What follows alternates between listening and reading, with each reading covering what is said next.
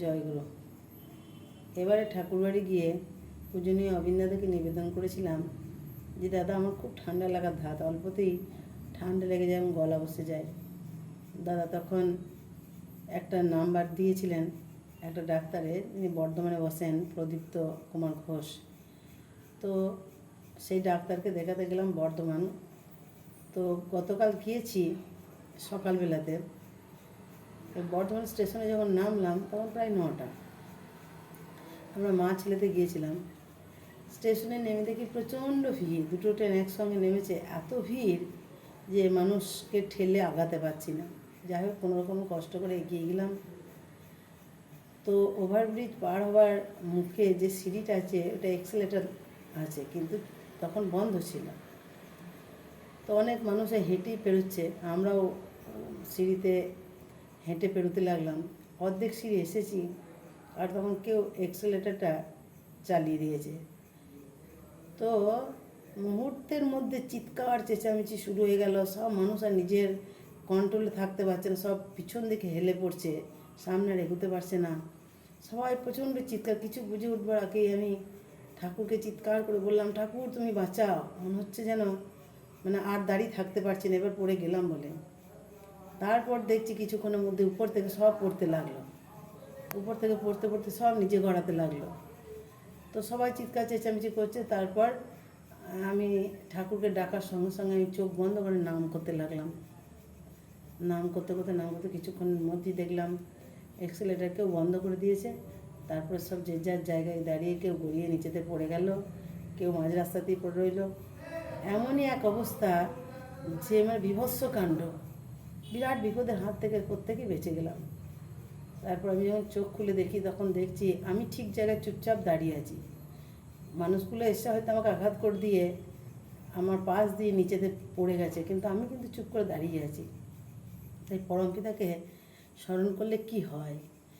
একটা অল্প বয়সী মেয়ে দেখছি আমার পায়ের তলায় পড়ে নিচের দিকে মাথা আর উপর দিকে পা করে এমন অবস্থায় পড়ে আছে যে তার উঠবার পর্যন্ত সঙ্গতি নেই। একটা বাচ্চা শিশু সে চিৎকার করছে, তার মা বাবাও চিৎকার করছে, এমন পড়েছে সব, আর উঠবার কারো ক্ষমতা নাই। সব সব ছুটে এলে এসে সবাইকে তুললো। আমি সেখানে চুপ করে দাঁড়িয়েই আছি। শুধু এক মুহূর্তের জন্য ভাবছি, হে দয়াল,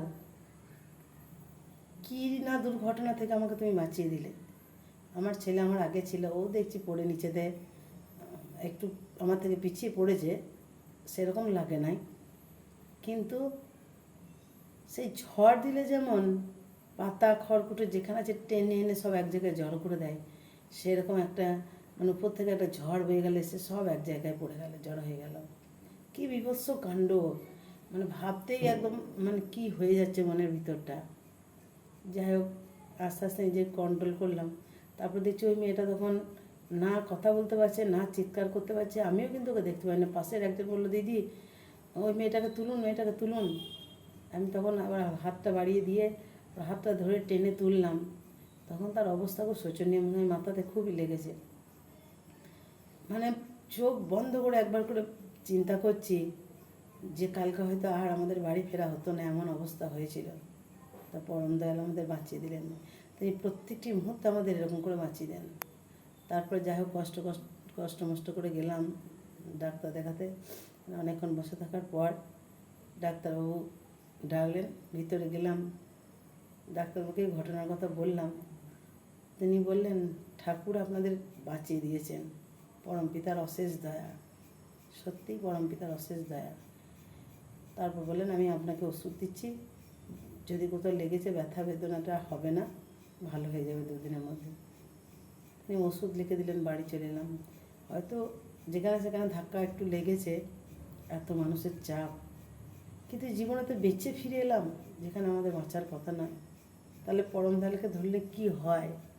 তিনি সব সময়ই আমাদের হাত ধরেই আছেন, তিনি সব সময় রেডি থাকেন আমাদের বিপদ থেকে তুলবার জন্য। আমরা কিন্তু ঠিকমতো তাকে ধরতে পারি না। তাই প্রত্যেকের জন্য আমার অনুরোধ রইল, অন্য কোনো কিছু চিন্তা ভাবনা না করে সব সময় সকলে ঠাকুরকে নিয়ে মেতে থাকুন। ঠাকুরকে বলে বাড়ি থেকে বেরোন। আমিও বলে বেরিয়ে গিয়েছিলাম যে ঠাকুর আমি যাচ্ছি। প্রত্যেকেই যেখানেই যান ঠাকুরকে একটু জানিয়ে যাবেন। তাহলে আমার মনে হয় বাড়ি ফেরাটা হয়তো সহজ হবে। জয় গুরু।